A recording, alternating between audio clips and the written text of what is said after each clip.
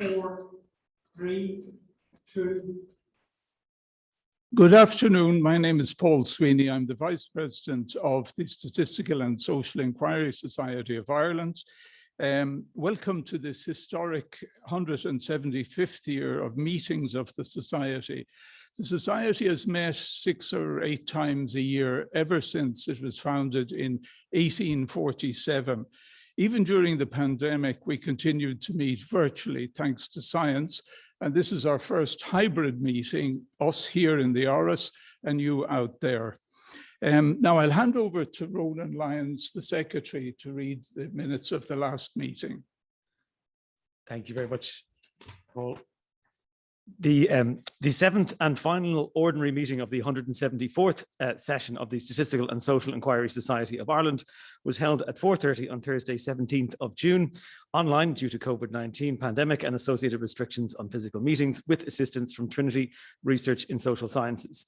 The meeting opened with Society business, including reports from its officers and the election of council. The President, Danny McCoy, was in the chair for a paper entitled A Review of 15 Years of Ireland's Corporation Tax Returns, written by Jean Aitchison and Donna Lawler of the Revenue Commissioners. The proposal of the vote of thanks was made by Aisling Donoghue of Anderson, Ireland, while there were contributions from the floor by John Fitzgerald, Paul Sweeney, Patrick Honahan and Eddie Casey.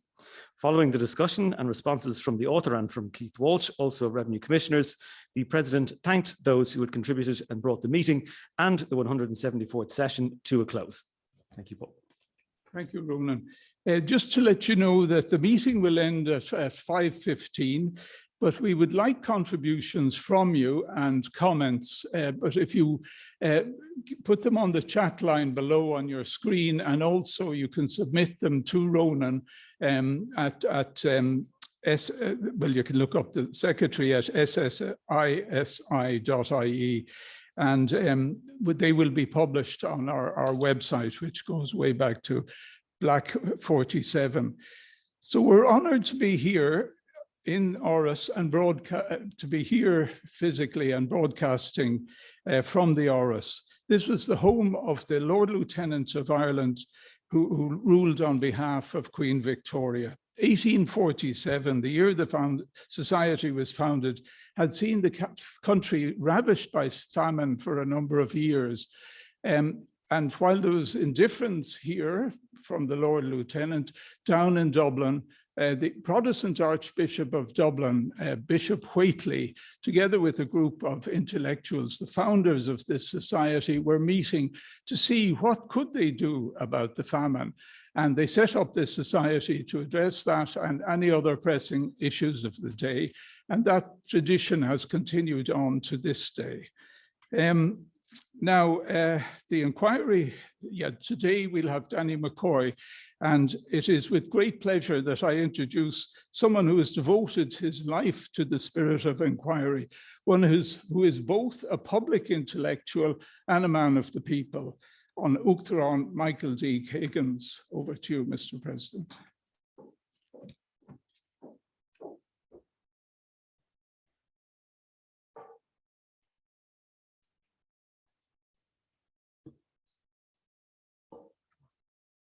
An gédal sias firkin fócher o vilja Aras An Uachatarain agus sé da anri me daram go bhfuil muid ag phlé cuasaíach na meachta in order agus a gohairthe go mé súla pápir an sca ón Uachtarán Danny McCoy. May I, as I have just done, begin by welcoming you all today to Aras An Uachatarain and say how very happy I am to host the 175th session of the Statistical and Social Inquiry Society of Ireland. And I do want to thank Danny McCoy, President of the Statistical and Social Inquiry of Ireland, for inviting me to host today's important event, and indeed for the invitation to respond to his paper, his presidential address, to which I'm very much looking forward to hearing. As an all-Ireland learned society which analyses the major demographic, economic, labour and socio-economic changes that have taken place across legal and administrative systems and social services in Ireland, the society has been well placed and has been a well-respected source as a forum for evidence-based intellectual work and discussion since its establishment. Founded, as you have heard, in Dublin in 1847 by a group of Irish academics, clergymen and politicians, with its first president being philosopher and economist Richard Whitley, about whom another day perhaps. Although initially its members were predominantly unionists of the Anglo-Irish class, who were generally speaking more sympathetic to the British administration in Ireland than with the Irish Home Rule movement from 1924 onwards, several Irish nationalists served as presidents of the Society. It was during this period of the 20s that the Society began to enroll a substantial number of senior officials from the new Irish civil service, and it thus formed a close relationship with the Irish state. It subsequently went on to provide an important platform for those who were concerned about major social problems of the day, such as the care of orphans and neglected children. For example, the key figures associated with the founding of the Irish National Society for the Prevention of Cruelty to Children in 1889 were prominent members of the Society. The sociologist Mary Daly has noted, during these early years, the reforming agenda of the Society was extensive. Changes in land law, reforming the poor law, more humane treatment for needy children, and promoting temperance. In many respects, the Society can be seen as an Irish variant of the many moral and social reform movements that were so typical of mid-Victorian England. The Journal of the Society has provided one of the few opportunities to penetrate the official anonymity of the Irish public service. Many senior civil servants have spoken more freely on crucial aspects of government policy at Society meetings than in many other public fora. The papers thus presented to the Society are generally concerned with practical problems such as crime, poverty, economic welfare, and are linked by a common concern for conditions in Ireland. Thus, the papers are often reports of the applied research that they are sourcing to inform policy and better policy making. Perhaps some of the most notable and significant aspects, most significant papers from an Irish civil service were those given by Dr. T.K. Whittaker during the late 1940s and through the 50s. Through these contributions, it is possible to trace the evolution of some of the key ideas that evolved in the 1958 publication Economic Development, which would become later popularly known as the Whittaker Report. The Society's history thus spans the closing years of the famine, the transformation of post-famine society, the years when the land question was, to a degree, resolved. And its history goes on to cover the entire history of the independent Irish state.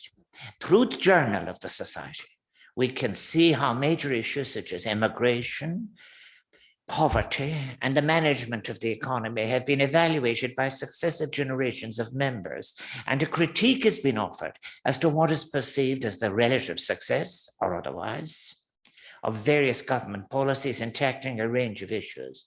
Perhaps there is no other single source in Ireland that provides such a comprehensive picture of social change over such a long period.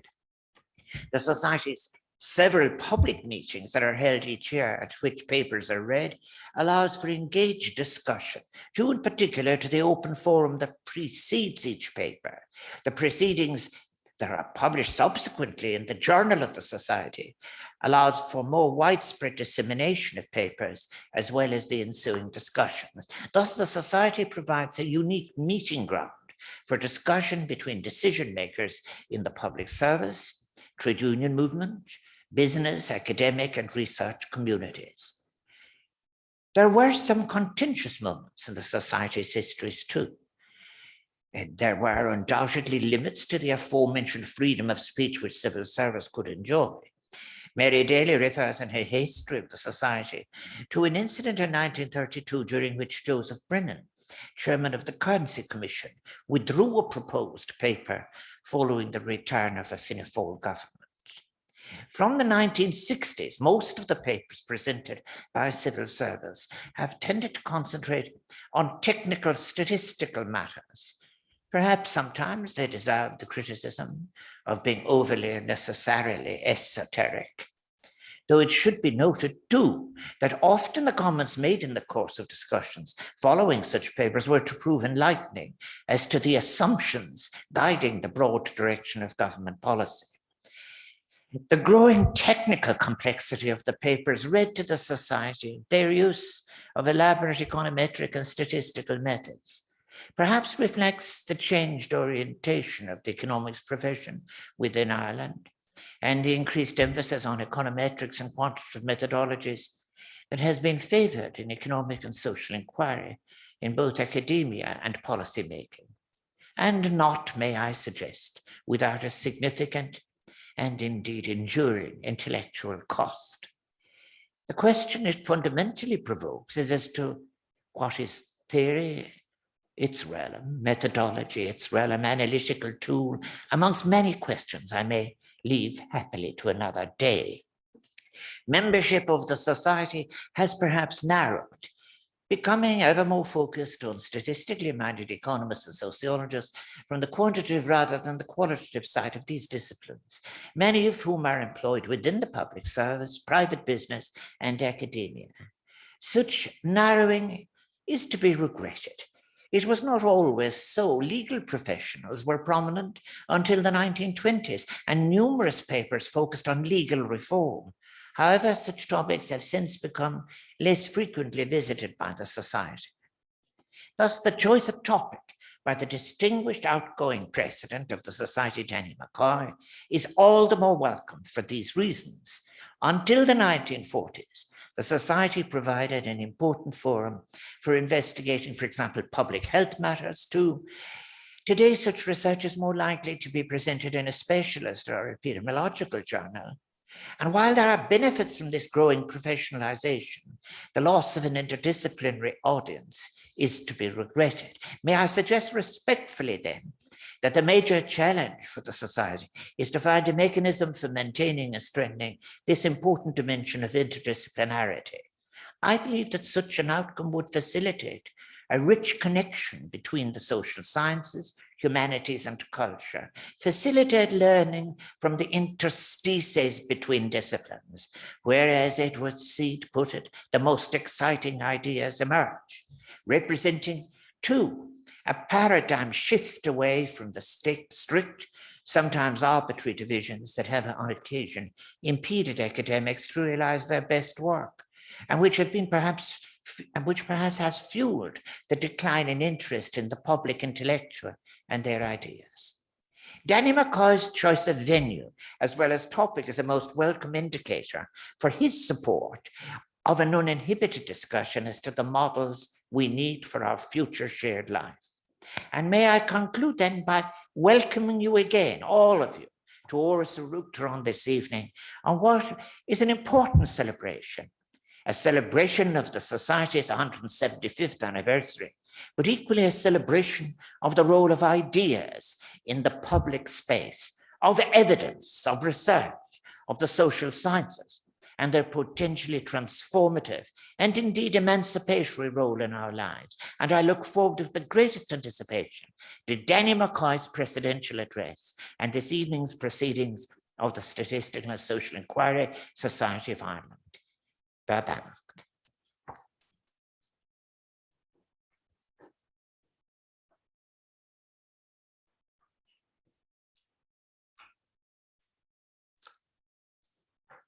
An Uachatarain, ladies and gentlemen, thank you, An Uachatarain and your team, for the great honour you bestowed on our society and the personal honour that you bestowed on me to have this opportunity to present here at Aras An Uachatarain. I believe in the history of the Aras, this may indeed be the first society to be so distinguished. And if that be so, then perhaps uniquely, then this is the first presidential address delivered from Aras An Uachatarain by somebody who isn't the president. So for those of you with minority interest, that might make for a good pub quiz question. The paper I want to talk to this evening is titled Sustainable Development, Still the Opportunity for Irish Economic Policymakers. Sustainable development remains a concept easily ascribed to by populations, but deceptively difficult to effectively operationalize in the context of modern economies and societies. This paper draws upon a Barrington lecture to the Society 30 years ago, setting out the then challenge for Irish economic policymakers to both define and deliver upon a sustainable development future. 3 decades later, this paper highlights how this still remains the challenge for Ireland, as the climatic threat from human-induced greenhouse gas emissions leads to what's now been described as a virtual certain extreme environmental events arising from global warming. The United Nations Intergovernmental Panel on Climate Change, the IPCC, has found that human activity is changing the climate in unprecedented and irreversible ways. And whilst the economic and social progress of Ireland in the last 30 years was inconceivable from the vantage point of the early 1990s, the paper argues that the statistical evidence is that our society has failed to grasp the opportunity from the perspective of having used the time wisely to address the challenge, but that the opportunities from both economic and technical advancement, along with an educated generational behavioral response, still provides the prospect, albeit in a limited time frame, to achieve a sustainable development outcome. That is a précis of my talk tonight. And to take up what the President said about the society and its adaptability, I think sustainable development remains very topical, but also to the point you made about interdisciplinary. Even in the last year, we would have brought the epidemiologists to deal with the pandemic, but also we went back to our jurisprudence history in looking at the legals. So I think the society itself has shown a sustainability, but also a developmental approach. But as an introduction, as I said, it's just a great honor to deliver this presidential address, particularly on the 175th anniversary. As the President said, it's an all-island society, continues existence since 1847, and has always strived to tackle the pressing contemporary issues of the time by aligning statistical methods with empirical policy considerations. And it's in that spirit of earnest inquiry, which was the title of Mary Daly's 150th anniversary history of the Society, that I chose the subject of my paper.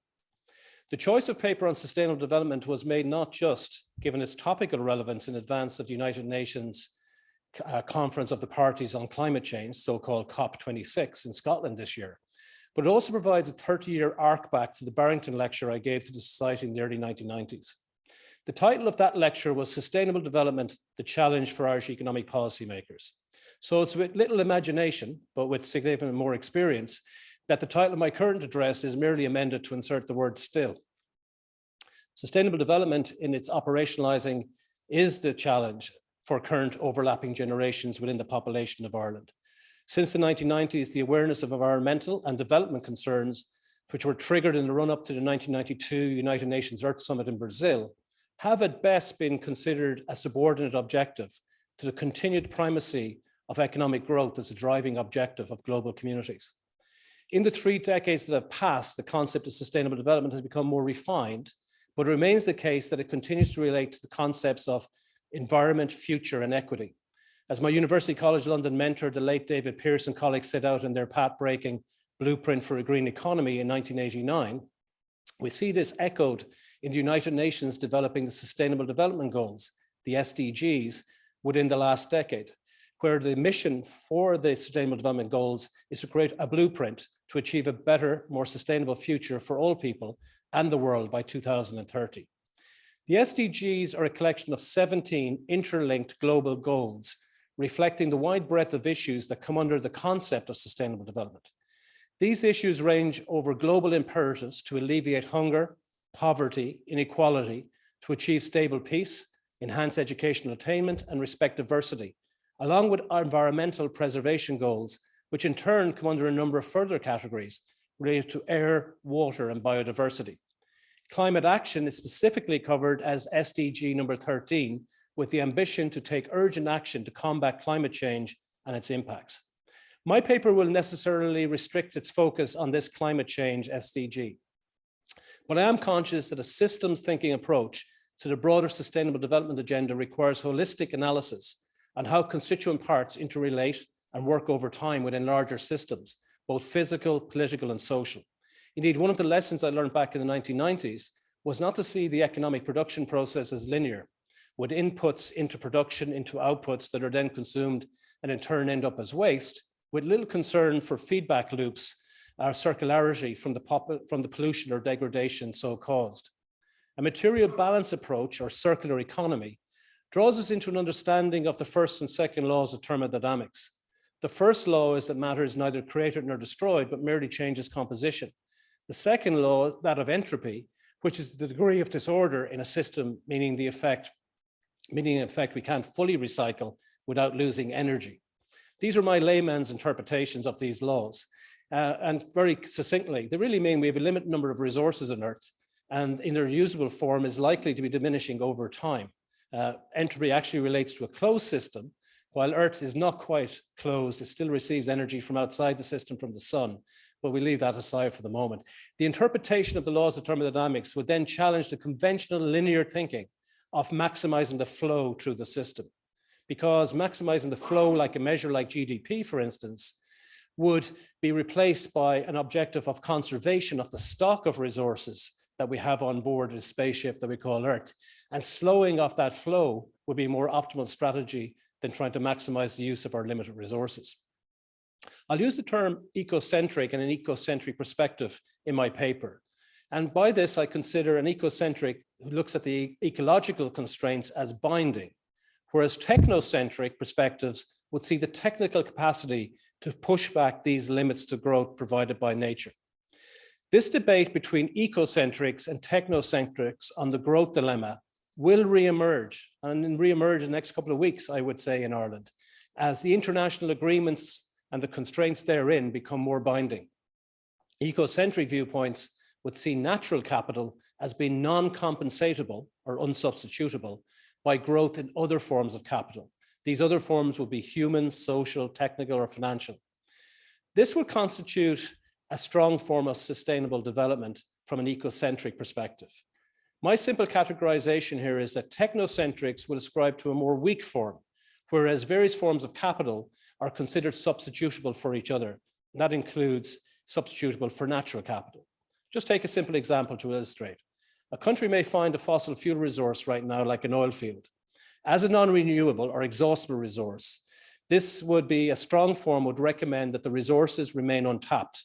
Whereas in the weak form, we might consider that the pollution damage from the fossil fuel extraction and its use is capable of being compensated by investing the financial resources from its sale and its proceeds used to invest in the country's human capital stock through education and training, and or into its social capital by funding social welfare or pension schemes, for instance. The last decade has seen an emphasis on the so-called ESG agenda. This covers environment, social, and governance issues. The ESG agenda is sustainable development redux within a corporate business context. The environment heading covers aspects like circular economy, material balance, decarbonization, resource efficiency, biodiversity, recycling, and waste. The social heading covers aspects of human rights, labor rights, health and safety, diversity and inclusion, skills and talent, ethical sourcing and trading, community engagement and access, and responsible marketing. The governance heading covers aspects of compliance, reporting, tax transparency, business ethics, data protection, and cybersecurity. And these lists are not exhaustive, but capture the diversity and, more tellingly, the complexity involved. In my role as CEO of IBEC, which is Ireland's largest business representative organization, I've witnessed the emergence of a global business focus towards so-called stakeholder capitalism away from shareholder capitalism, which would have been the dominant paradigm 30 years ago. Indeed, in 1970, Milton Friedman's exhortation that the business credo should be the business of business is business, and that the single objective should therefore be shareholder value maximization, is still largely the default position. ESG concerns, while factored in additively, are still subordinate in most cases to the financial metrics of corporate sustainability or going concern objectives. However, the nascent shift in thinking towards stakeholder values being maximized are challenging this dominant shareholder paradigm. Indeed, IBEC's own Business Leaders Conference this year on stakeholders and sustainability captures the corporate zeitgeist, where both sustainability and stakeholder engagement are seen as going hand in glove with traditional business objectives. The other global pendulum swing over recent decades with relevance to the concept of sustainable development is collectivism. Collectivism is a reaction to the period of individualism that has extended over 4 decades across the Western world. The financial crisis of a decade ago was a catalyst for revising some of the more extreme aspects of individualism that ultimately gave rise to what many refer to as precariousness. Whilst precariousness may refer to the social and governance aspects of ESG, workers' rights and data protection will be examples, it clearly captures the environmental dimension too. The stakeholders in environmental terms may be considered as cross-jurisdictional, particularly so in the context of Ireland's post-Brexit shared island initiatives. It is far too short-sighted to think that the jurisdictional borders of this island will determine the spillovers and some of the great challenges of our time. The sustainability of our shared natural environment and co-joined energy, food production and waste systems gives tangible expression to this mutual interdependence. The European Union, as part of the international environmental agreement set out in Paris in 2015, aims to substantially reach a net zero carbon union by 2050, with an intermediate target of reducing greenhouse gases by 55% of 2018 levels by the year 2030. This intermediate target constitutes a near doubling of the output ambition outlined just 3 years ago.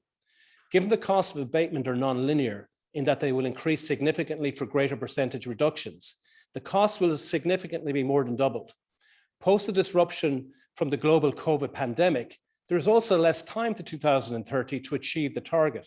So whilst the benefits of swift action are also potentially non-linear, the test now is to do more at significantly higher costs and with less time. So it certainly falls under the title of challenge. The public discourse, such as it is, appears to firmly focus on mitigation with less emphasis on adaptation than was the case 30 years ago. Discussions on what forms of sustainable development have still, in my view, yet to be articulated. What trade-offs are acceptable and, crucially, correctly valued? These valuations and trade-offs and the consequent opportunities of transition to a net zero carbon world will depend on whether an ecocentric or technocentric viewpoint is dominant. So my paper is broken down into 3 phases. I examine the recent past, looking back the past 30 years, then assess where we are in the present day, while concluding on what prospects for the future might hold, and how a future presidential address to the society might judge how wrong I got it in this earnest inquiry.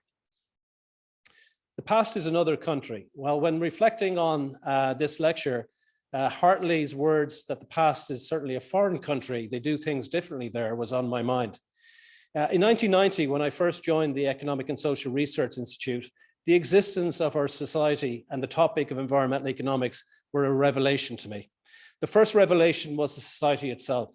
My office at the ESRI offered me the opportunity to witness a group of senior academics meet regularly early evenings after work in the then Institute Director Kieran Kennedy's office.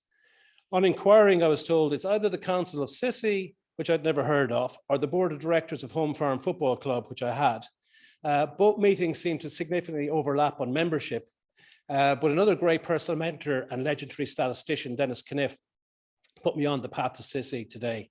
Home Farm's fortunes appear to have been not as sustainable since, unfortunately, but I don't think my choice of company mattered.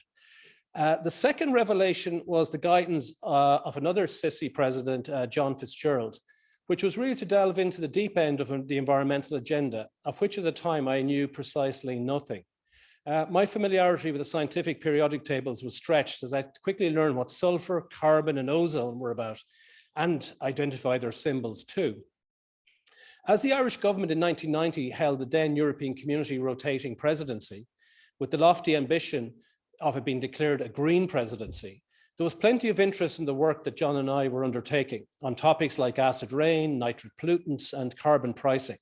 Our joint work on energy sustainability and the potential double dividends from carbon taxes within a macroeconomic model felt like being at a knowledge frontier, particularly as the UN's Earth Summit in 1992 brought many research requests, which could best be summarized as, what's all this environmental stuff about? Perhaps some things remain constant. The Irish economy and society were also remarkably at different stages of relative development to other nations in the early 1990s, with conversations on jobless growth and rising greenhouse gas emissions and pollution alongside the age-old emigration patterns. The remarkable economic growth turnaround story, and the development of the rising population, employment, and wealth is well documented. But my focus here is on how the concept of sustainable development failed to advance in lockstep. What surprises me is that past may indeed be another country, if not quite foreign, but that the issues of the 1990s as captured in my Barrington lecture are still germane. The first IPCC report in the late 1980s was certain that the natural greenhouse gas effect was already keeping the Earth warmer than it otherwise would be. Emissions resulting from human activities were substantially increasing the atmospheric concentrations of the greenhouse gases, like carbon dioxide, methane, and nitrous oxides. The main greenhouse gas, water vapor, was substantially enhancing global warming. And based on certain models in the 1990s, it was expected that the average pace of increase in global mean temperature during the next century will be about 0.3 degrees Celsius per decade. And this would arise under a business as usual scenario. This was expected to increase global mean temperature by 1% above 1980 values by 2025. Land surfaces were expected to warm more rapidly than the oceans. The oceans were acting as a heat sink and so delayed the full effect of the greenhouse effect. The report considered that the global mean surfaces and air temperatures had increased by 0.3 to 0.6 degrees Celsius over the previous 100 years. Evidence that the Earth was increasingly warming since the 1970s was again evidence in this report.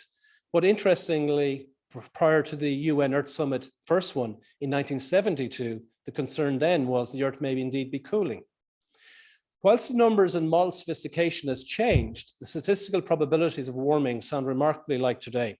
The 1990s consideration of climate change response strategies presented formidable difficulties for policymakers, as they do now, with great uncertainty in respect to how effective specific response options would be in actually averting potential climate change. Another uncertainty common to then and now is in respect to the cost effects on economic growth and other economic and social implications of particular response options. The degree to which options are viable will also vary depending on the region or country involved. For each country, the implications can be specific to the options, will also depend on the social, economic, and environmental context they take place in. So new policies were clearly identified as required back in the 1990s. All sounding familiar to today, so indeed the past may not be that foreign after all. Environmental objectives can be pursued through regulations or by market-based economic instruments, the latter through their encouragement of flexible selection of abatement measures to encourage innovation and the development of improved technologies and practices for reducing emissions. Market-based solutions frequently offer the possibility of achieving environmental improvements at lower costs than through regulatory mechanisms. It was conceded then, as it is now, that market-based instruments only wouldn't be applicable in all circumstances. Factors were considered as potential barriers to the operation of markets in achieving environmental objectives included information problems, which can often cause markets to produce less effective and unfavorable environmental outcomes. Existing measures like subsidies for heavy polluters and institutions, which encourage individuals to behave in environmentally damaging ways, were other forms of market failures. Property rights that lack the characteristics of universality, exclusivity, enforceability, and transferability give rise to long identified problem outcomes in the overuse of natural resources in what's known as the tragedy of the commons, or more accurately, the tragedy of open access. We also see externalities arise where too much pollution occurs, and so on. Governments were encouraged back then to undertake accelerators and coordinated research programs to reduce the scientific and socioeconomic uncertainties to improve the basis for response strategies and measures. The progress over the decades were not consummate with the challenge. Developing countries need additional resources, particularly to promote efficient use of energy resources, the development of cleaner renewable energies such as biomass, wind, power, wave, or solar sources for utilization, but also require those resources for better utilization of forest management and agricultural techniques. Facilitating the development and transfer of clean and safe technologies were also highlighted as crucial from developed to developing nations. The science of global warming was still considered in the early 90s to be contested, and the statistical models used had greater unknowns and greater uncertainty embedded than they have now. The impact of clouds, for instance, on the albedo effect was one such contested factor, as whether the clouds absorbed or reflected heat. The inherent limitations and our ability to estimate future rates of population, the future levels of economic growth, and individual behavior responses, including what technological innovation and the factors we're determining, were always going to be crucial as to how the next 30 years were going to pan out. But indeed, what we saw real great differences in some of those predictions. The greenhouse gas emission story in terms of sustainable development remains, I contend, to be still fairly unsophisticated. These inherent difficulties meant that the IPCC statements on global warming were much less assertive in the early 1990s than they have increasingly become since.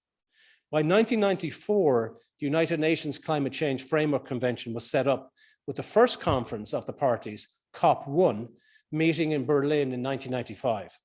25 COPs later, we see the assertions from the global panel of scientists on global warming becoming more trenchant in its warnings and recommendations. But even midway through this epoch of time, the Stern Review in 2006, under the chairmanship of Sir Nick Stern of the London School of Economics, addressed the economics of climate change. The Stern Review concluded that having assessed a wide range of evidence and using several different techniques to assess costs and risks, there was a simple conclusion. The benefits of strong and early action far outweigh the economic costs of not acting. The view appeared to have widespread and building support in 2006, but still, that there was still time to avoid the worst impacts of climate change if this strong action was taken. The climate change could have very serious impacts on growth and development, with the costs of stabilizing the climate being significant but manageable. Delay was considered to be dangerous and much more costly. Whilst action on climate change was required across all countries, it need not cap the aspirations of growth of rich or poor countries. So the Stern Review of 2006 stated that a range of options existed to cut emissions, that strong deliberate policy action required to motivate take-up, and climate change demanded an international response based on a shared understanding of the long-term goals and an agreement on a framework for action. The momentum for action in 2006 was palpable.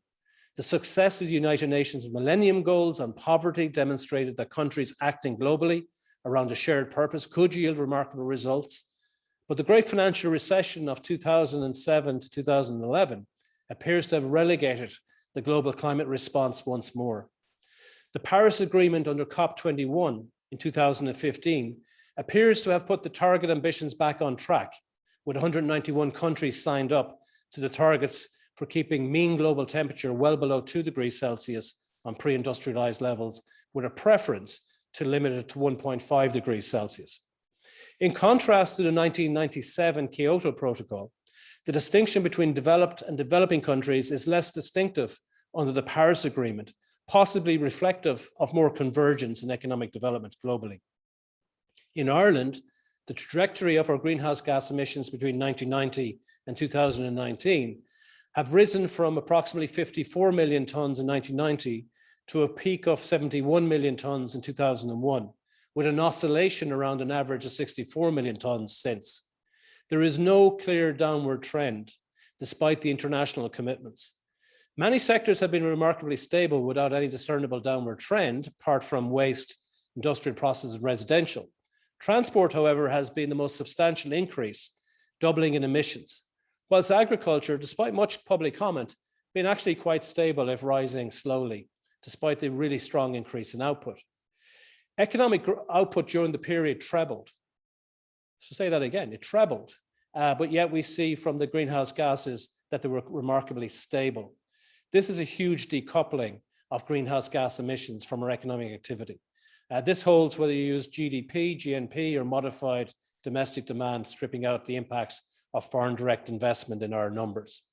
So we see that there is no correlation now between economic activity and greenhouse gases, but our ambition is actually to decouple fully to get to a net zero position. So the challenge still remains immense. In terms of air quality over that same period, we've seen improvements on factors like sulfur dioxide, nitrous oxides, particulate matter. In other words, the air that we breathe, we've seen incredible improvement. However, other gases like ammonia, non-methane volatile organic compounds are still rising.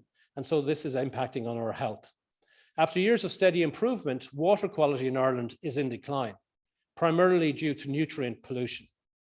These air, water, and indeed reduced biodiversity trends are putting Ireland's image as a clean and green land at risk. Just moving to the present as an opportunity. The latest 2021 IPCC report has found that human activity is changing the climate in unprecedented and irreversible ways, with warnings of increasing extreme heat waves, droughts, and flooding, and the goals of keeping global temperature rises beneath 2 degrees Celsius being missed if carbon emissions or greenhouse gas emissions more generally cuts do not take place in the coming years. The IPCC report was described by the UN Secretary General as a code red for humanity under all the greenhouse gas emission scenarios considered by the scientists involved. It certainly moved on from the 2006 Stern report. The target of keeping these temperatures will be below 1.5 or 2% will both be broken this century unless substantial greenhouse gas cuts take place, and soon.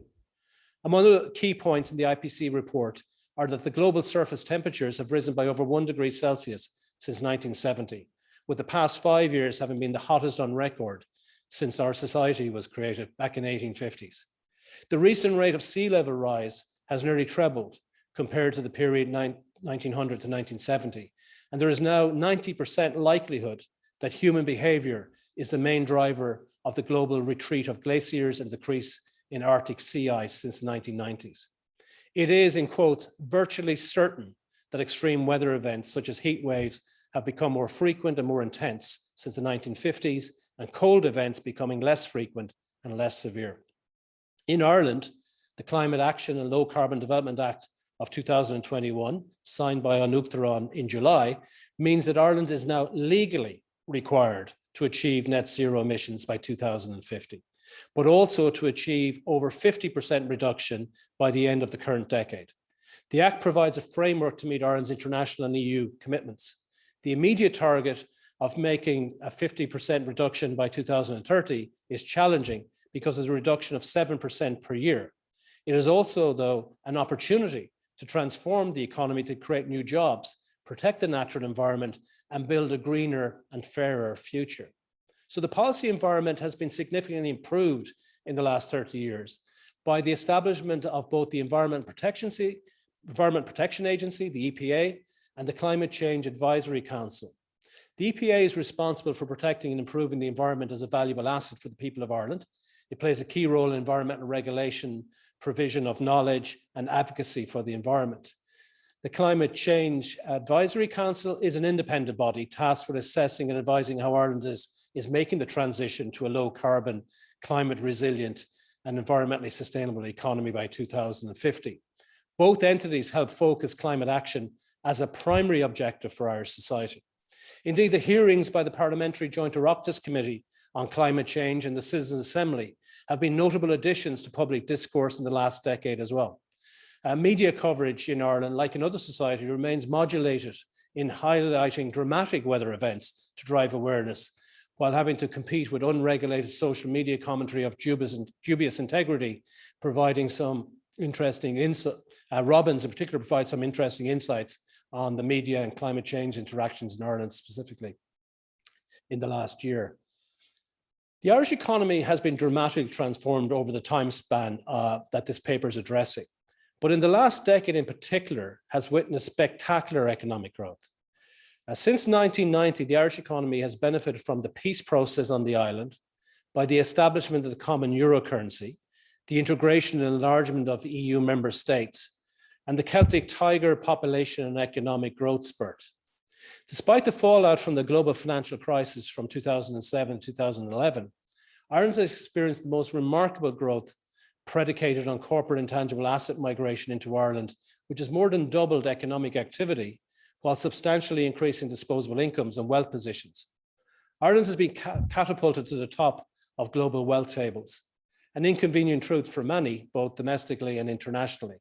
But against this backdrop, there's accumulating evidence that indicates climate change awareness and concerns have also increased globally. This will be consistent with Kuznets' environmental hypothesis that as societies become increasingly affluent, environmental awareness increases.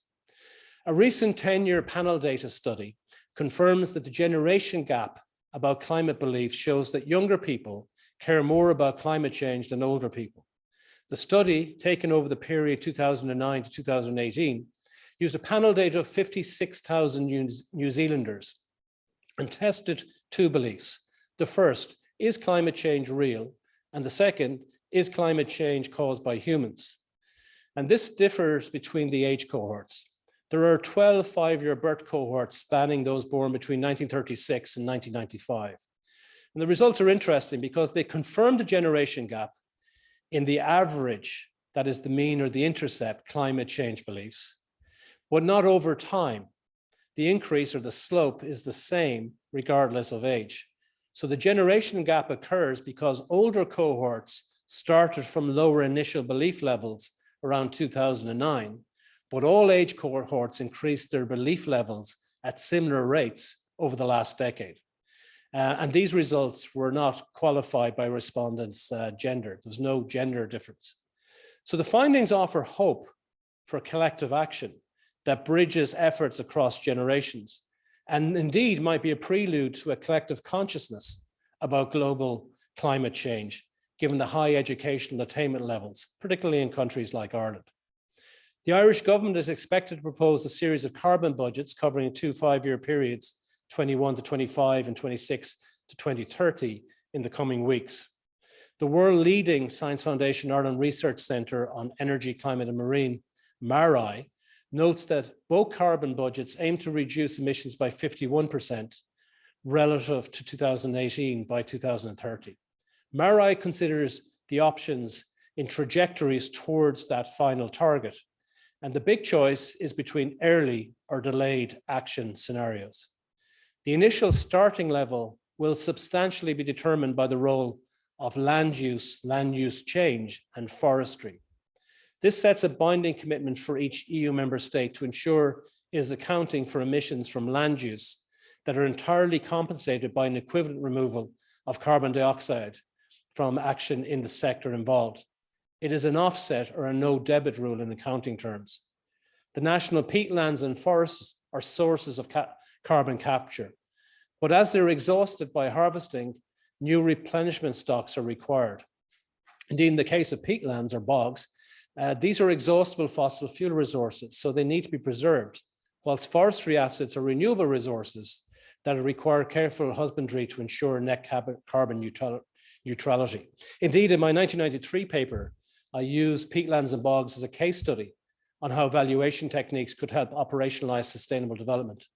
The evolution of the peatland management and indeed the transformation of Bord na Móna in the last 30 years is a real example of the necessary refocus towards conservation. The process involves real hard trade-offs to ensure just transitions for the stakeholders whose livelihoods are displaced, but these are an inevitable consequence of adopting the targets of emission reduction required to mitigate global warming. And many other sectors are going to feel the same forces in the coming years. To reflect on the future, after 30 years, the global economic model is fundamentally transformed. More people live on Earth, and they do so in better economic conditions and in more peaceful, stable political environments than at probably any point in history. This is a remarkable achievement. Indeed, from trusted sources like our World in Data, relied on by the UN, World Bank, and the major publishing and broadcasting institutes would attest to that statement. Pinker, in his book in 2018, argues that life has been getting better for most people, not everybody, unfortunately, but most people, by using 15 different measures of human well-being to support this argument, with the most obvious being the uncontroversial fact that statistically, people live longer and healthier lives on average than ever before in history. But against this kind of Panglossian interpretation that everything is working out swimmingly, the world has never appeared more vulnerable to risks facilitated by technology and the advances in technology, in terms of pandemics, cybersecurity attacks, or climate change-induced disasters. So the threat from global warming remains contested in some quarters, but nothing like the skepticism which existed in the early 1990s. The scientific and statistical evidence amassed in the last 30 years is far more incontrovertible. It's far from incontrovertible, I should say, but appears very compelling. The IPCC results appear credible from empirical evidence. But the one experience that I've personally come to appreciate is that truth is not the most important characteristic in environmental politics. Credibility is. It is what is believed that is important, and we might expect people to act upon their beliefs.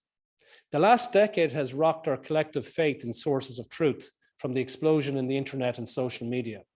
Credibility in global warming hypothesis has grown dramatically in the last 30 years. Believing there is a problem to be tackled is but the beginning. The multitude of pathways and scenarios in addressing the problem makes for a complex problem to solve.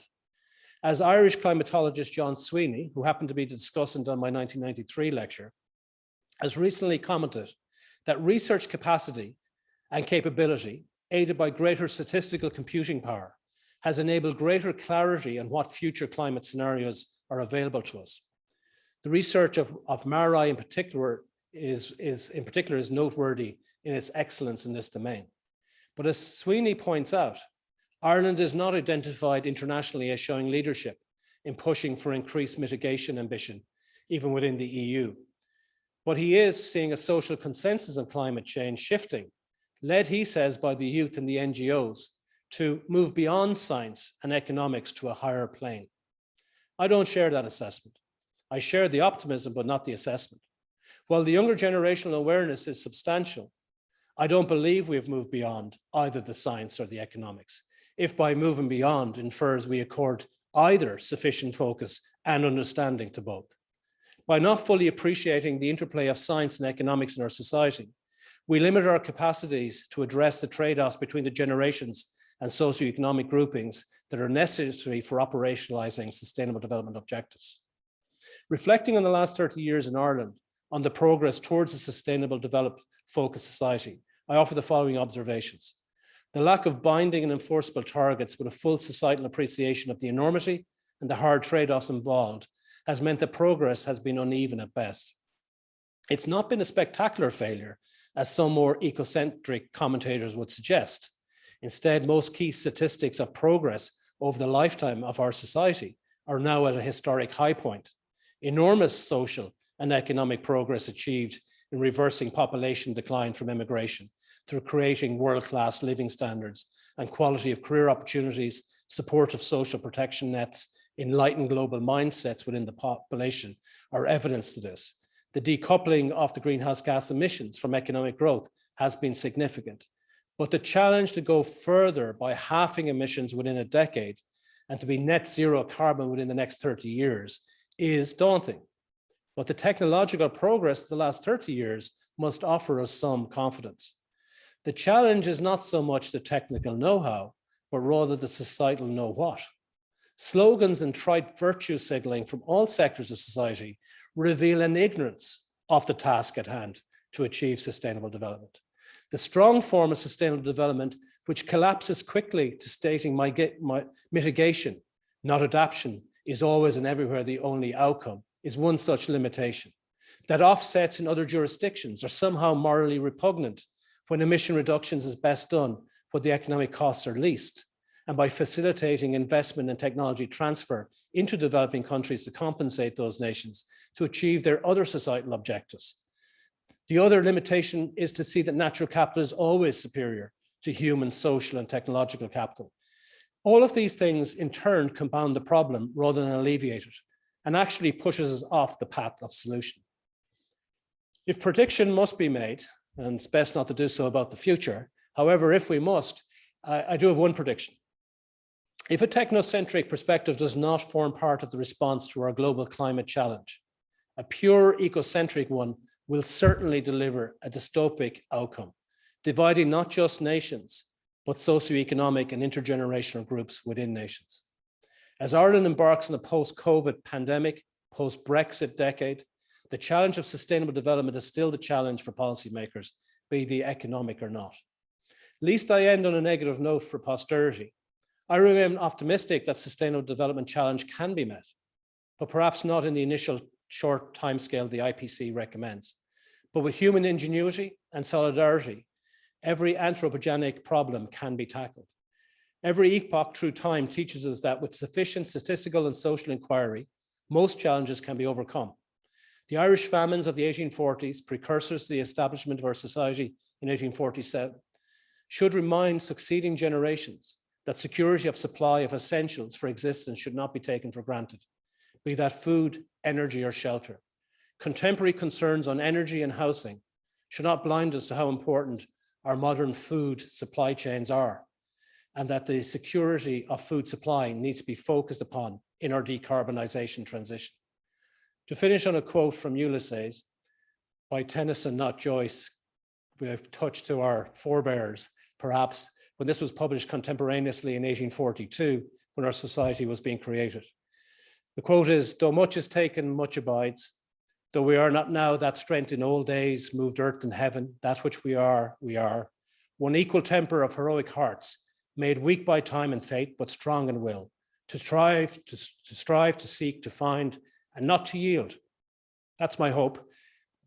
The decision makers in the business, public service, trade union, academic, and research communities, as An Uachtarán said, are uniquely coming together in this society, that they continue not to yield in its social inquiry, informed by statistics on topics of interest for our future generations over the next 175 years and beyond. Thank you.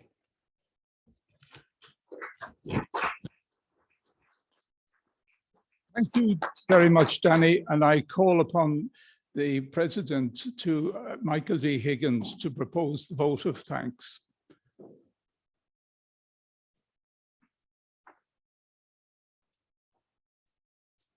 Well, Tug and Joe, Snam and William Buiki Shavala, it certainly gives me the greatest of pleasure to propose a vote of thanks to Danny McCoy for what has been a splendid paper. We've heard from the President of the Statistical and Social Inquiry Society of Ireland. I think what has been a marvellous paper, he gave it the title, Sustainable Development Still, the Challenge for Irish Policymakers.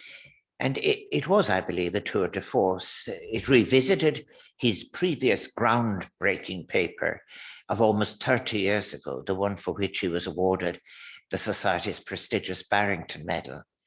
And may I add, that was at a very young age.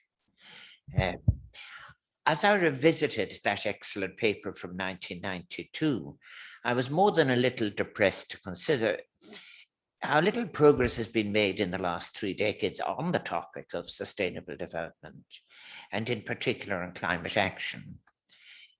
It's a concern he shares to some degree.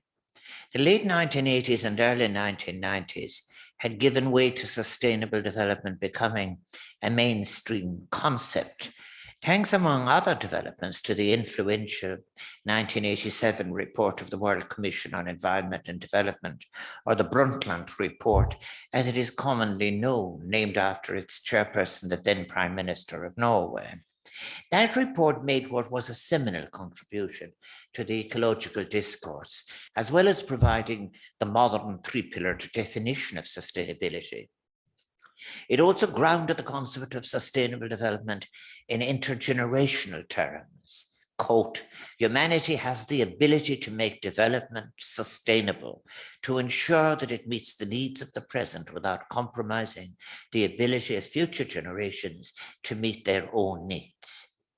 Academics such as David Pearce, who has been referred, from University College London, Frank Convery and UCD, were to the forefront of the environmental economics debate, offering suggestions as to how sustainable development might be operationalized for policy, making the case that the environment was undervalued by mainstream economics and economic evaluations, such as cost-benefit analysis, and proposing that environmental assets or natural capital be considered just as important as other endowments, resources in our capital stock.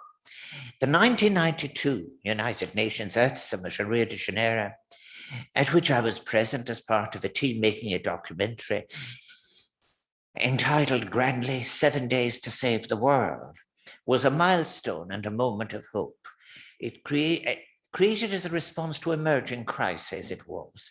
And the belief and hope was that United Nations member states could cooperate together internationally on development issues relating to sustainability. Such issues, being global in impact, were perceived as too big for individual member states to tackle in isolation. The conference had its contradictions. I remember them well. Organised by Maurice Strong for the United Nations, the Business Council for Sustainable Development enjoyed full participation rights, sitting on the platform alongside member states. Its fast-seeing vice chair, I interviewed him at length, Mr. Agnelli, believed that if capitalism was to survive, it had best run with the unstoppable concept of sustainability. On the other hand, I recall interviewing indigenous peoples on a Greenpeace boat at the very same Earth Summit in Rio. They had no direct representative. Countries spoke for them: France, Germany, Denmark, United States, Great Britain, so on. They had no direct presence, and those indigenous people, really, from small island developing states, they remain among the most vulnerable to the impacts of climate change today. Indigenous peoples like those I met in 1992 have been quite shamefully excluded from direct representation at so many international conferences on climate change and biodiversity. In fact, it is at the recent World Summit of Indigenous Peoples and Nature at the International Union for the Conservation of Nature's World Conservation Congress in Marseille just recently that they had for the first time in 2021 direct representation. Recognition was, I recall, the word invoked time and again by Indigenous leaders during the conference, an event which ran alongside the Global Diversity Conference held in Marseille both just last month. So Rio was useful in mainstreaming and capturing sustainability concepts. Yet it is so disheartening that so many of the agreements made in Rio have not been realized regarding such fundamental issues as fighting poverty, cleaning up the environment. And while much has occurred, as you have heard since then, both in Ireland and at the European Union level and internationally, including a series of annual United Nations conferences on climate change, some of which have proved more successful than others, as well as the United Nations 2030 Agenda and Sustainable Development Goals, we now find ourselves on the precipice of an environmental disaster. Ecosystems collapse and runaway biodiversity loss is happening. Delivering on the United Nations Sustainable Development Goals is now what I would describe as a first-order moral issue for our very survival itself. Yes, the decoupling of greenhouse gas emissions from economic growth in Ireland has been significant, as Danny McCoy has just said. It is a gain, but it can hardly be a source for much self-congratulation. Gross domestic product in Ireland, as we know, is a volatile statistic, prone to enormous fluctuations resulting from the significant presence of multinationals, whose profits subsequently repatriated are included in the measure of national income, distorting as it does Ireland's true wealth. Ireland's trend of decoupling emissions from economic activity is less impressive when measured against gross national product, netting out as it does repatriated profits, or gross national income, which adjusts domestic incomes for taxes paid to the European Union and for subsidies received from the European Union, both of which are alternative measures of true economic activity. A zero carbon economy and society requires moving to an economic and indeed community model that is restorative and regenerative by design, and that aims to keep materials, components, and products in use for as long as possible. The challenge to go further by halving emissions within a decade and to achieve net zero carbon within the next 30 years is daunting, but I agree with the paper Danny McCoy has given us in his assertion that the technological progress of the last 30 years does inter alia offer us some hope.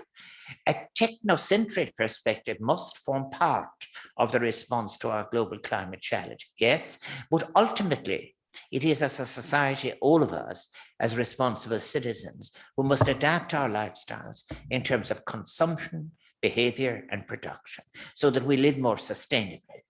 We must respond and change. Danny McCoy's conclusion that while the economic and social progress of Ireland in the last 30 years may have been inconceivable from the vantage point of the early 1990s, Available evidence, however, points to a failure on the part of our society, and I would add importantly, our policy leaders, to grasp the opportunity with sufficient courageous urgency from the perspective of having used the time wisely to address the climate challenge. However, I'm anxious to offer today, this afternoon, a positive contribution to the debate, and I must attempt to avoid the temptation to fall into any Adorno-esque sense of despondency, although I am tempted. For example, while however late, it is heartening to see the legitimacy of the neoliberal market fundamentalism that is near exclusive faith in the efficiency of markets, in the superiority of markets, over government intervention. We've had a little of it, in the ability of markets to self-correct, and in the market's ability to deliver political freedom, now being challenged by even those international organizations in whom trust was perhaps naively, or worse still, calculatedly placed by nations for the achievement of communal welfare. Such organizations as the OECD is at the vanguard perhaps now, and now seeking a new approach. Multilateral bodies seem to have accepted that we need a fundamental and radical paradigm shift, not just in relation to economics, but in terms of our very way of living. New ideas are thus now required, and even more, their communication to citizens. Ideas based on equality, universal public services, equity of access, sufficiency, sustainability. And new ideas are fortunately available in the form of a practicable suggestion for an alternative paradigm of social economy within ecological responsibility. But they must find their way onto the public street. They must find their way onto the curriculum in the places where, for example, economics is being taught. Thankfully, we now have a richer discourse than perhaps we did a decade ago at the last point of crisis, owing to scholars such as Ian Goff, Mariana Mazzucato, Sylvia Wolby, Kate Rawood, Peter Kirby. They are now in the public discourse, and many others who advance ecologically sustainable and socially progressive alternatives to our current destructive, failed paradigm. This scholarship suggests the real emancipatory potential for a new recovered political economy. And I have called for some years now on third level institutions, both in Ireland and abroad, to ensure it is taught and thus for it to be available to inform policy, to be allowed a space on the curriculum. For even at the most basic level, I believe that failure to facilitate a pluralism of approaches in teaching economics is a deprivation of students' rights, leading as it does to a narrow, blinkered and distorted education in economics and the wider social sciences. Students are entitled not only to pluralism in what is taught, but to be able to find intellectual and practical fulfillment in the engagement with ideas that will in turn be an influence on the options they will advocate for policy and indeed be part of their life contribution. As to the new paradigm, consideration of a new ecological social paradigm based on economic heterodoxy recognizes the importance of resiliency, the limits of the world's natural resources, as well as acknowledging the role that unrestrained greed has played in creating the climate crisis. I am a strong supporter of Ian Goff, as will be very clear in his wonderful book, Heat, Greed and Human Need. The suggested new paradigm emerging from the best of the new writing offers a better connection between economics, ecological sustainability, and ethics. It asks us to reflect on how unrestrained, perhaps even championed greed and a lack of respect for the Earth's natural resource limits has brought us to the state of ecosystem collapse as we continue in the Anthropocene era. It recognizes the depth of the change that is required, and it goes further, envisaging a more equal and moral society, one in which the state is seen as a provider of quality, universal services for its citizens. meeting need rather than want, services that are seen as an investment in society rather than a burden. It is beginning to achieve a consensus in parliaments that new policy instruments, eco-social policies, which underpin such an economic paradigm, will be necessary. These new directions in policy must simultaneously pursue both equity and social justice, as well as sustainability and sufficiency goals within an activist, innovative state, with substantial public investment and greater regulation and planning. Investment functions of social policy must be enlarged, therefore, to become more closely integrated with climate action investments. The important role that investing in nature can play in achieving a more sustainable, resilient, and healthy world must be recognized by governments. All of this also offers a much more active, participatory, fulfilling version of society itself, one that where citizenship is not defined as license to insatiable consumption. Just as the most effective welfare states in the world promote universalism as a core principle, an effective eco-social paradigm requires a universalist mindset.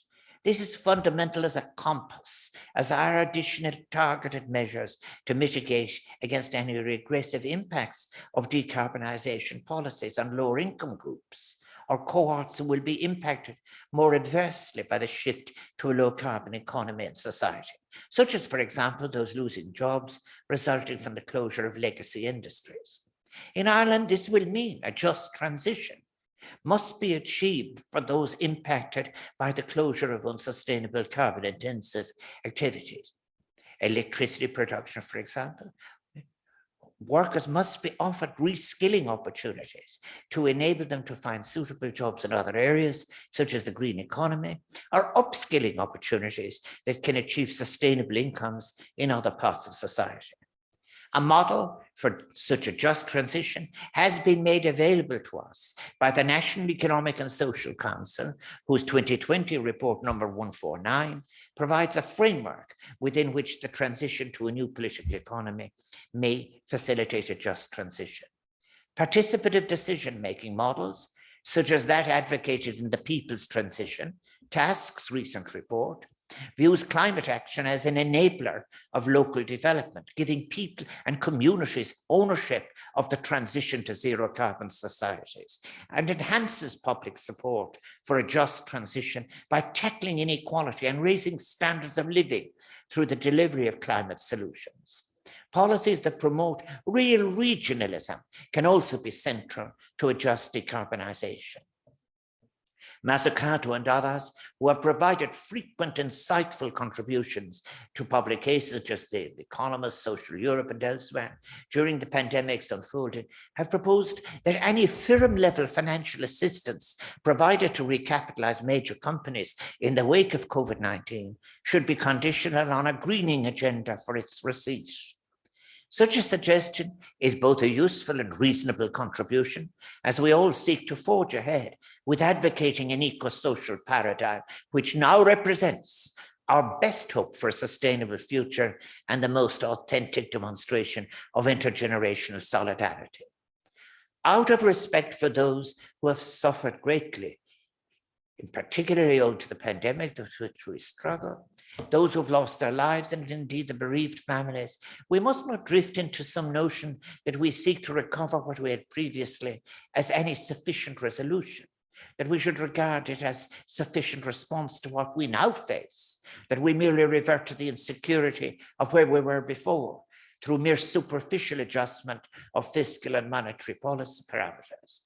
That would be so wholly insufficient to the task now at hand. We have to do better. We must exit the paradigm that has failed, envision and give substance to the alternative. A brighter horizon must be put forward, which offers opportunity and hope, that carries an intellectual energy, informed by a shared moral purpose, born out of our interlocking contemporary crises. We also need, it has been suggested by a diversity of scholarly and spiritual thinkers and writers, a new social contract. Minouche Shafik, in her recent book, What We Owe Each Other, presents a compelling case that a more generous and inclusive society would also share risks more collectively. In an odd to matter sense capabilities approach, such a society would broaden opportunities and ask citizens to contribute for as long as they can so that everyone can fulfill their potential.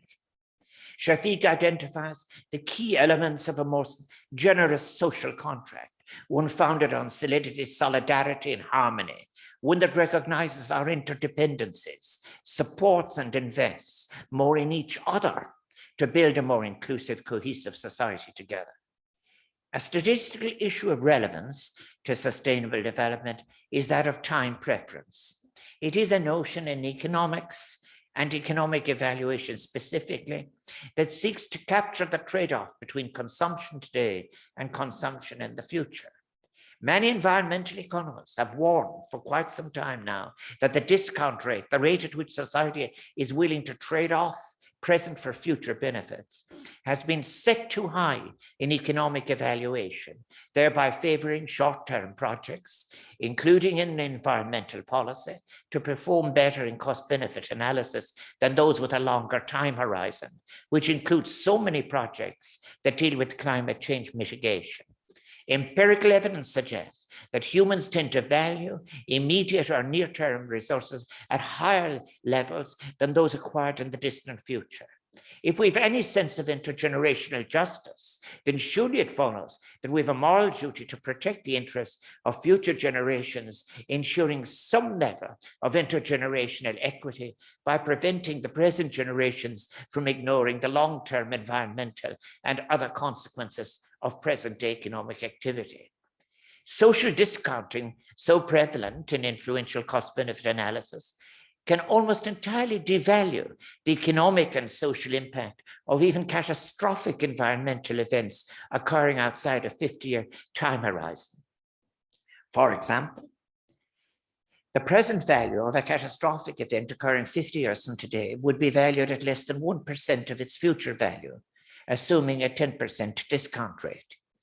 Thus, the setting of discount rates that are too high or arbitrarily selecting discount rates to meet short-term political goals at the expense of longer-term priorities can have harmful long-term consequences, resulting in adverse selection and a form of myopic political economy that pays scant attention to the needs of future generations or objectives that go beyond a short-term political cycle. And it is incompatible with an eco-social paradigm of which I've spoken. All of this demonstrates the distinction between political economy and the limitations of raising an analytical instrument to the level of a sufficient theoretical approach in policy. The opportunities, as Danny McCoy's paper outlines, from both economic and technical advancement, along with an educated generational behavioral response, still provides the prospect, albeit in a limited time frame, to achieve the goal of such just, sustainable development. Indeed, as he so rightly points out, it is through human ingenuity and solidarity that every anthropogenic problem can be tackled.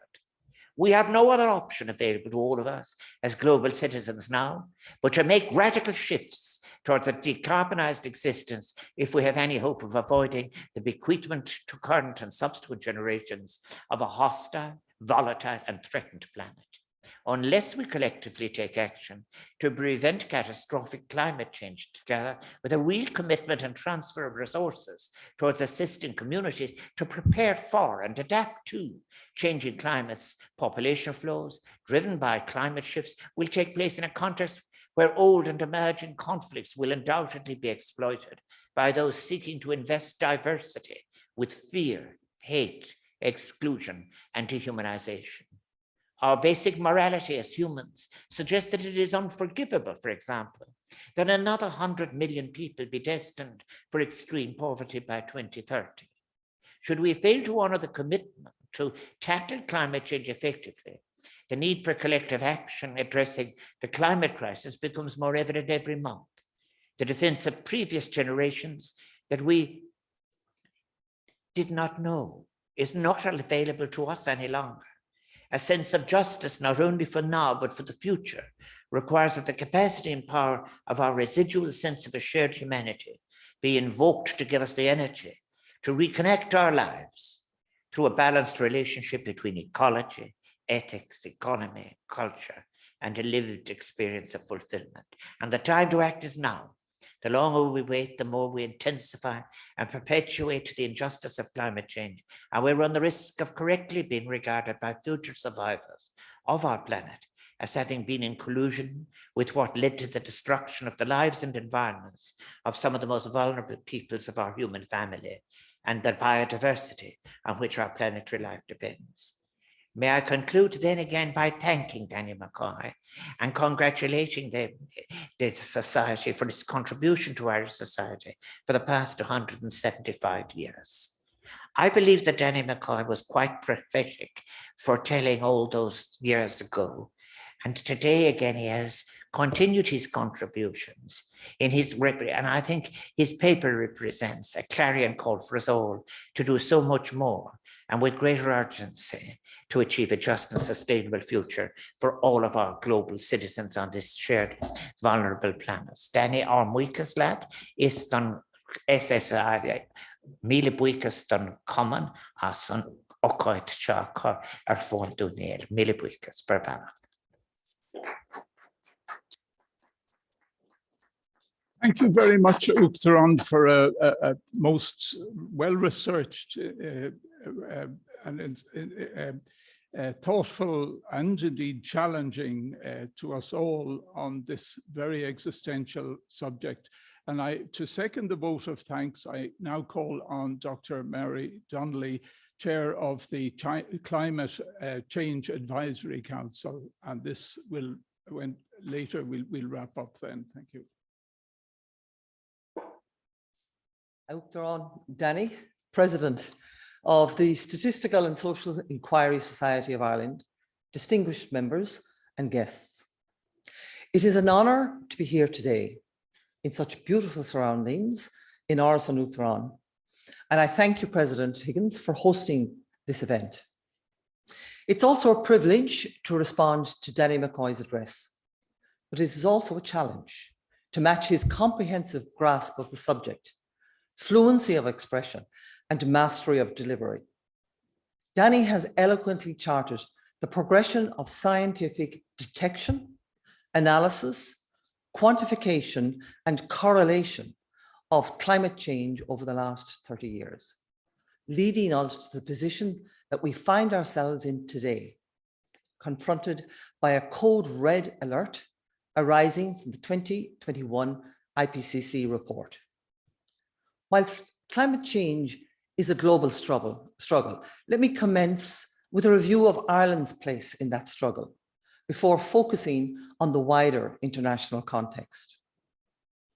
The commitment in Ireland's recent Climate Act to reduce emissions by 51% by 2030 and to transition to a climate resilient, diversity rich, environmentally sustainable and climate neutral economy by 2050 represents a serious ratcheting up of the level of national ambition in the fight against climate change. Notwithstanding Danny's illustration of a decoupling of economic output with greenhouse gas emissions, actions taken to date in Ireland have failed to put us on a transition towards the national climate objective. At best, we have managed to stabilise the overall levels of emissions, but Ireland stands out as missing the EU 2020 target completely, and we are already paying the price. A recent Eurobarometer survey showed that 81% of Irish people, compared to 78% of EU citizens, considered climate change to be a very serious problem. As Danny pointed out, Professor John Sweeney sees the social consensus on climate change shifting, led by the youth. And Ireland has one of the highest shares of youth in its population. Indeed, the young people of Ireland are correct to be concerned, as per capita emissions in Ireland are more than 12 tonnes of CO2 equivalent per annum, compared to the EU average of 8. If this level were to be applied to the rest of the world, we would already be at 3 degrees warmer. Concern, however, over climate change does not seem to translate into enthusiasm to combat it. The recent Irish Times Ipsos poll showed a high degree of public resistance to many of the potential climate action measures. Clearly, the task for government will be to win over the public's scepticism and to convince voters that changes are worthwhile to reduce emissions and avoid the worst predictions of global warming. The Climate Act presents a vision of how our decarbonisation efforts can enhance well-being of people through improved health, clean air, water, biodiverse environment, boost their prosperity and resilience, and contribute to intergenerational and international solidarity. This narrative now needs to be reinforced at all levels of government. And at the same time, of course, it is important to be transparent about the possible adverse impacts of climate action and the need to strengthen solutions to address these. Danny addressed the options of pursuing environmental objectives through regulations or by market-based economic instruments. Whilst market-based solutions may offer the possibility of achieving environmental improvements at lower costs than through regulatory mechanisms, he did concede that it was not likely that only market-based instruments would be applicable to all circumstances.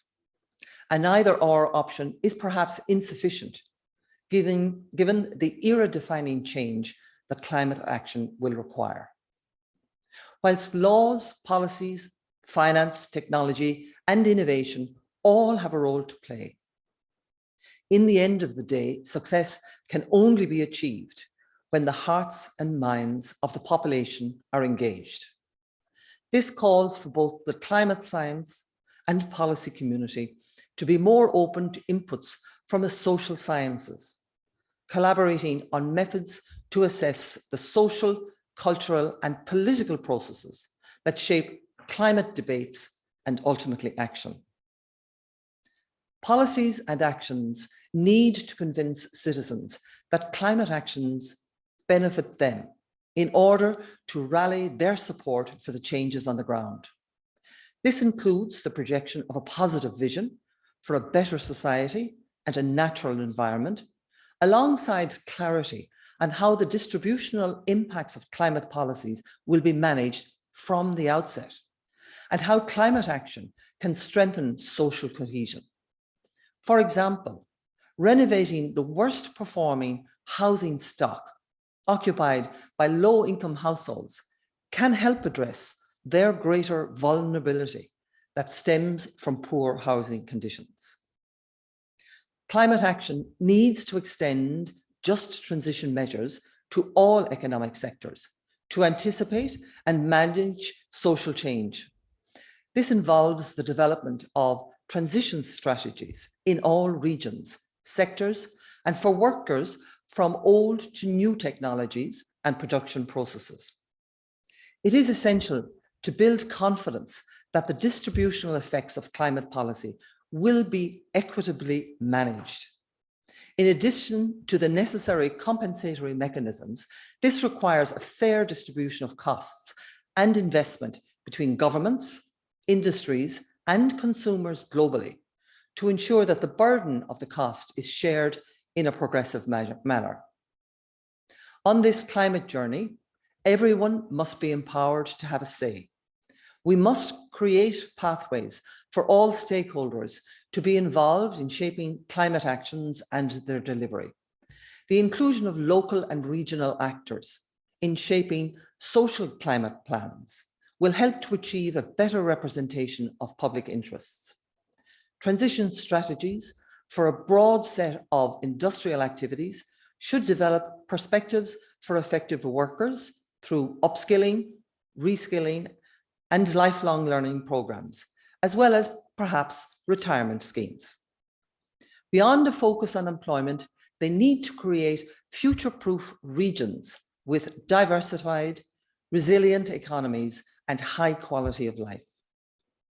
The Climate Change Advisory Council has been working diligently to respond to the mandate of the Act, with a view to recommending a carbon budget programme for 2021 to 2025, a second one for 2026 to 2030, and a provisional budget for 2031 to 2035. Here, I would like to join Danny in noting the excellent research being conducted in Ireland and express great appreciation for the research capacity and capability, aided by greater statistical computing power, that has enabled clarity on what future climate scenarios are available to us. To the excellent modelling done by Marie at UCC Cork, I would add the expertise of Teagasc and that of the University of Limerick, which have informed the calculations of the CCAC. This modelling illustrated the quantity of greenhouse gases that would be emitted in a range of different pathways, leading to the overall 51% target by 2030. The analysis indicates that while different sectors will transition at different rates, the overall range of pathways to achieving the target is really very narrow.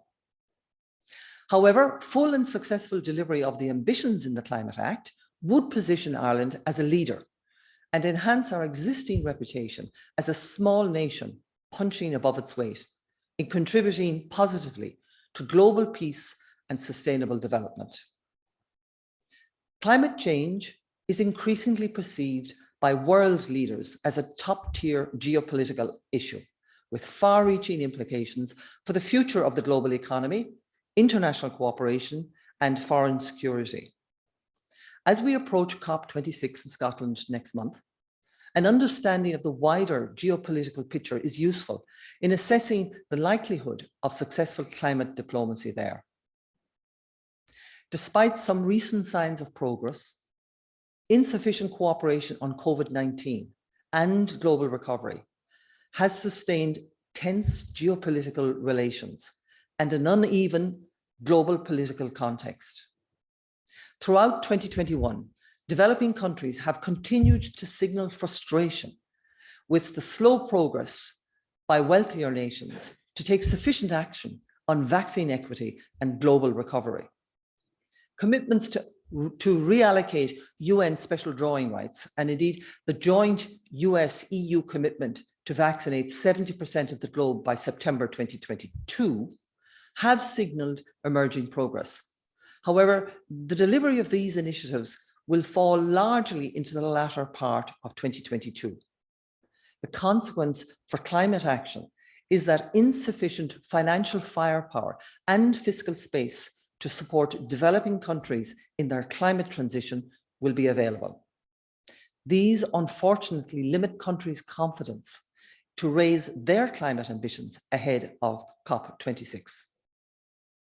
While multilateral spaces remain open as prominent platforms for major global powers, fragmented bilateral or plurilateral approaches are dominating multilateral activity, creating new diplomatic challenges. As Danny suggested, a global trend towards precariousness is evident, with the financial crisis acting as a catalyst for revising some of the more extreme aspects of individualism. However, at the national level, the trend is arguably more opportunist. From the recent Australia, UK, US activities in Indo-Pacific alliances to withdrawal from Afghanistan, the Western powers have shown a hesitancy towards reassessing geopolitical power in multilateral contexts. The US has also consistently prioritized bilateral approaches over multilateral avenues in its climate diplomacy. Announcements on development cooperation at the United Nations General Assembly hinted at further fragmentation.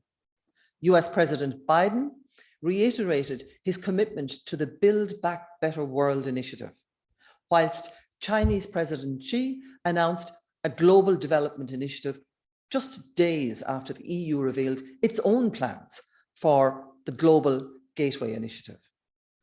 Without multinational coordination, These pluralistic initiatives miss the opportunity to build confidence for higher global climate ambition. However, despite this context, climate change has continued to serve as a golden thread of cooperation, standing out as a remarkably distinct area of sustained high-level international diplomatic engagement throughout 2021. Global leaders have taken more decisive action to put climate in the heart of multilateral and plurilateral processes, including the G7, G20, and at the UN General Assembly. This has supported a delivery of tangible, if limited, climate outcomes that have helped build some of the momentum towards COP26. As a result, there is potential political space for a high ambition outcome at COP26 that sets an acceleration pathway to close the gaps to the Paris Agreement goals in the early 2020s, as indeed vocally called for from climate vulnerable country groupings. Such an outcome would cement the role of climate cooperation in sustaining faith in multilateralism, establish confidence in climate cooperation as a key lever in easing geopolitical rivalry, and help restore trust in relations between developing and developed countries. At the same time, the current global energy crisis, which has seen a sharp rise in energy prices worldwide, represents a potential wildcard for COP26 that could either make long-term decisions on climate action more domestically unpalatable and see an uptick in fossil fuel use this winter, or reinforce the narrative around the benefits of a diversified energy portfolio for building economic resilience. For Ireland, failure to reduce our emissions in a planned and managed fashion will cost us dearly, both in terms of reactionary expenditure to mitigate flooding, storms, droughts, and sea level rises, as well as damaging our international reputation, impacting foreign direct investment, exports, particularly in food, and in tourism. On the other hand, as the EU and indeed the world moves to decarbonize, the market for renewable energy, electricity, liquid fuel, and gas represents a real opportunity for Ireland. Just as the industrial revolution of the 19th century was powered by coal, supporting the steel industry, the sustainable revolution will be powered by renewable energy. And Ireland has an abundance of the natural resources to generate this renewable opportunity. The economic potential is clear, but perhaps more importantly for society, the opportunities are decentralized, sharing development and economic activity with our coastal and rural communities. Longer term, unlocking the potential of our seas through floating offshore wind and marine energy potentially pushes Ireland into the big league. Our European neighbours who do not have access to such resources are already in contact. We can play our part in aiding others to decarbonise. However, this will require a strategic approach to be developed. A planned and organised garnering of this potential is essential. Are we going to produce electrons in the form of electricity or molecules as hydrogen? Can we move up the value chain to really push to decarbonise fuels such as sustainable aviation fuel? How do we ensure that Ireland, and particularly its citizens, also reap rewards from this natural bounty? These and many other questions will need to be addressed as we go forward. Can I suggest to the Society's president that this presents an exciting possibility and even a requirement for a holistic, ecocentric, stroke technocentric perspective, as opposed to in opposition. The people of Ireland have demonstrated an extraordinary capacity to take on daunting challenges and win through in the last decade. The financial crisis, Brexit, COVID. This sustainable development challenge will not be easy. It will require an unrelenting effort across government, industry, communities, and individual households. It will not be done in a day, but it can be done and will deliver a better and indeed a greener Ireland. Thank you very much. Thank you very much, Dr. Donnelly, for a very interesting contribution, and I wish you well in your very important task advising the government, but it's up to the government to do things. And to people watching in, send your comments to the secretary at SSISI. It's on the website, and I will finish up now by thanking An Uachatarain for hosting our 175th start of our year of papers, and also to Danny for an excellent paper, and lastly, and yet again, to Dr. Marie Donnelly for her thoughtful paper as well. Thank you all very much, and good evening.